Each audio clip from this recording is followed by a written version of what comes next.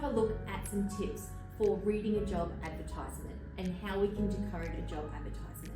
We have an idea of the types of jobs that we might like to do and where our strengths lay at. We also need to take into consideration things like whether you drive or whether you don't drive. Is public transport accessible? How much is it going to cost me to get to a job every day?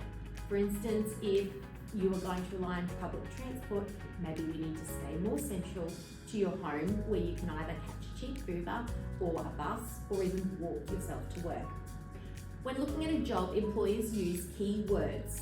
These job advertisements, when you apply for it, use actual AI to be able to scan your application to then move on to the next stage. So the types of words that we use are really, really essential in your job application search.